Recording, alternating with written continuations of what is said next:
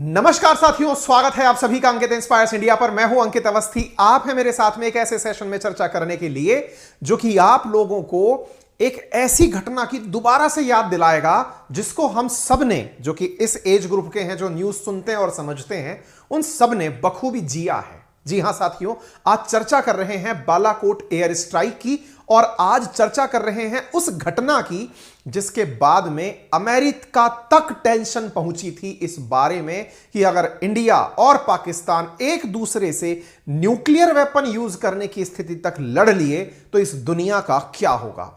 आज के सेशन में हम चर्चा करेंगे एक ऐसे व्यक्ति के दावे का जो व्यक्ति खुद डोनाल्ड ट्रंप के टाइम पर विदेश मंत्री रह चुका है।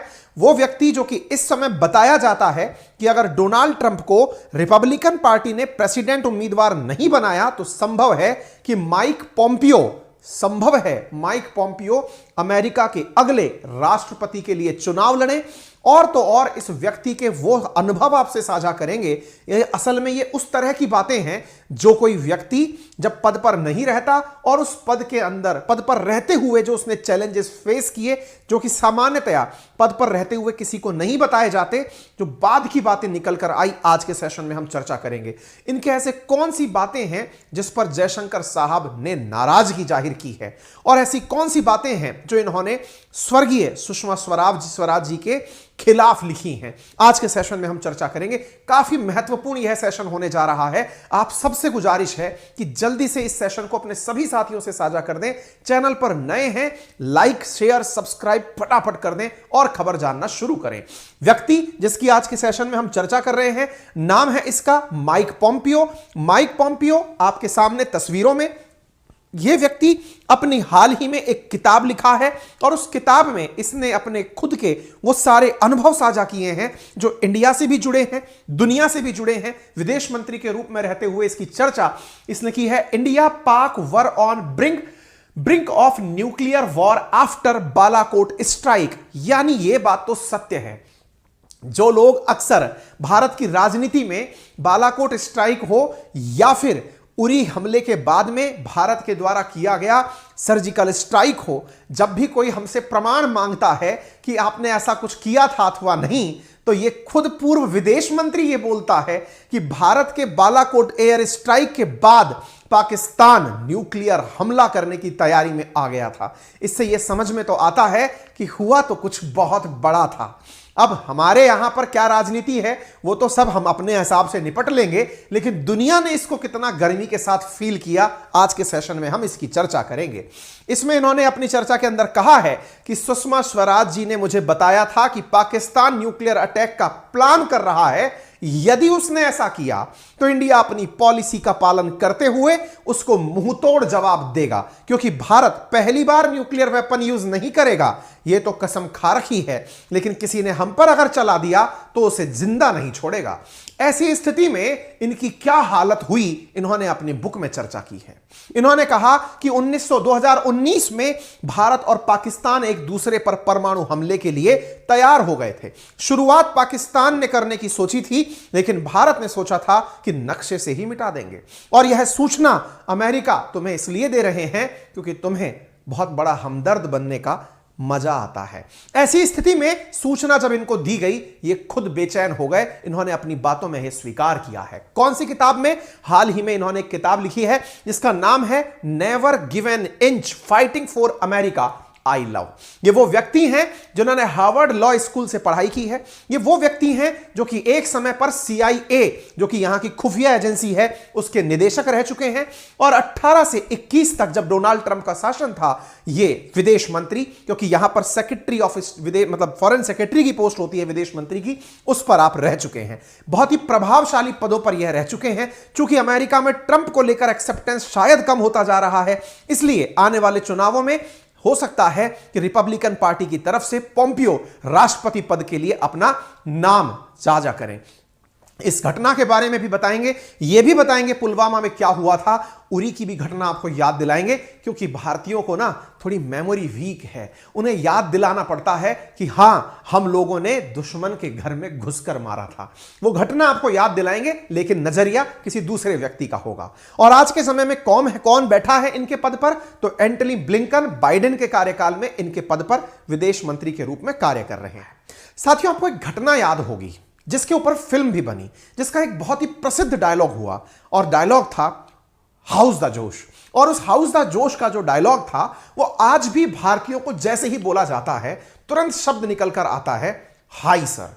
ये फिल्म में जो आपने रोमांच महसूस किया, जो फिल्म सत्य घटना पर बनाई गई थी, ये घटना थी उरी के अंदर हुए हमारे सैन्य ठिकाने पर आतंकियों के हमले की। साथियों, वर्ष 2016 के अंदर 18 सितंबर को जैश ए मोहम्मद के आतंकियों ने, जो कि पाकिस्तान से ट्रेन होकर इंडिया आए थे, उन्होंने एक कैंप पर हमला किया, जिसके चलते 19 सोल्जर जो हैं वो ऑन द स्पॉट मारे गए। हमारे सैनिकों के मरने के बाद भारतीय सेना ने इस घटना का बदला लेने के लिए पाकिस्तान में घुसकर सर्जिकल स्ट्राइक किया, और यह सर्जिकल स्ट्राइक 29 सितंबर को किया गया, और पाकिस्तान के अंदर घुसकर के आतंकियों के लॉन्च पैड और ठिकानों को समाप्त किया गया। इसका नाम सर्जिकल स्ट्राइक दिया गया।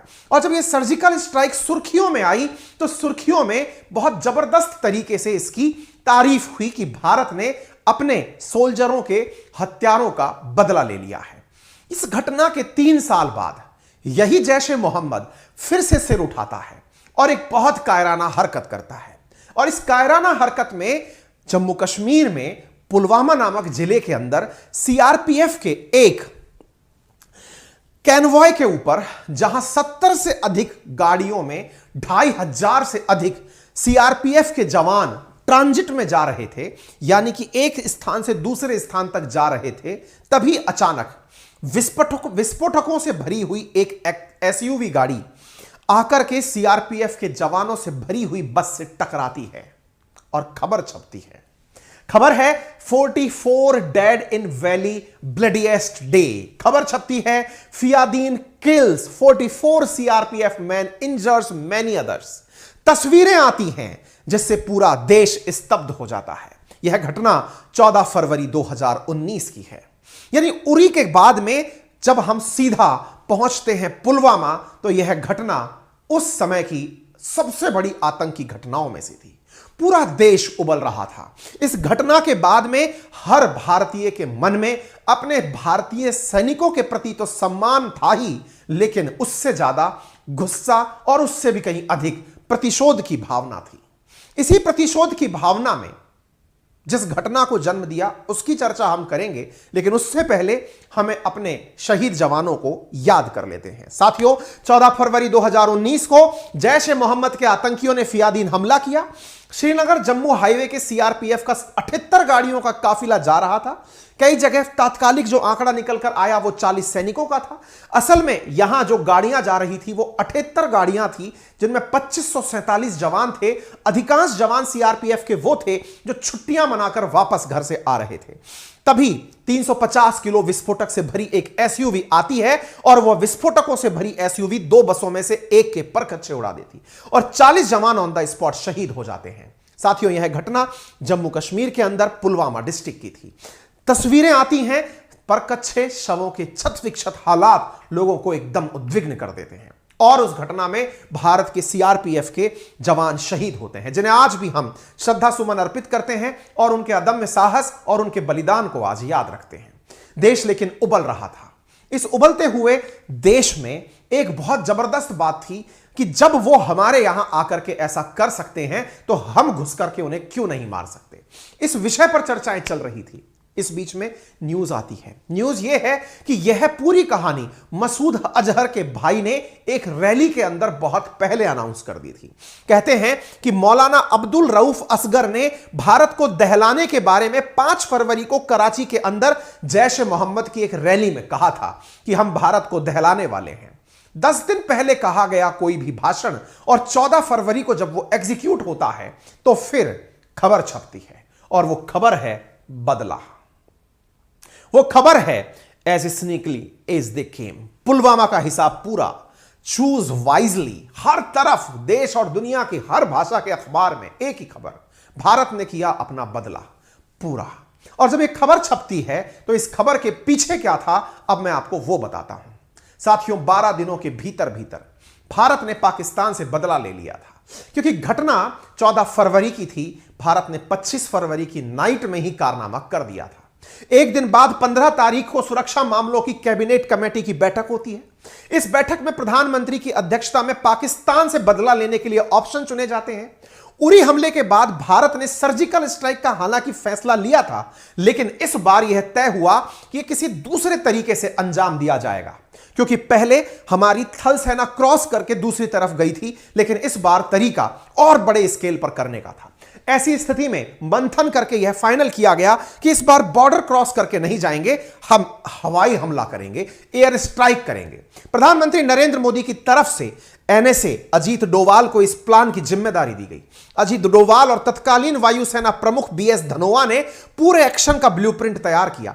इसी दौरान तय हुआ कि बालाकोट में मौजूद जैश ए मोहम्मद के ठिकानों को निशाना बनाया जाएगा। वायुसेना को अहम जिम्मेदारी दी गई।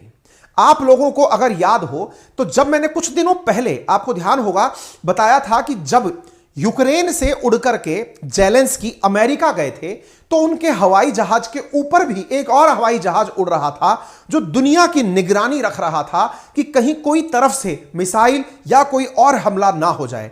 वो था अवाक्स। भारत ने भी इसे लॉन्च किया।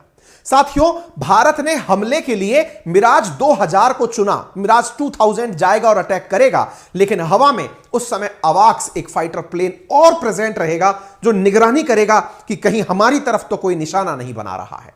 इसी दौरान ग्वालियर में इसे तैनात किया हुआ अवाक यहां से उड़ता है।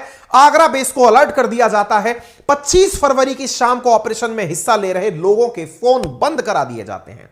प्रधानमंत्री मोदी, एनएसए अजीत डोवाल, बीएस धनोआ लगातार हर अपडेट की जानकारी ले रहे होते हैं। घटना का अंजाम लिया जाना था, बदला लिया जाना था।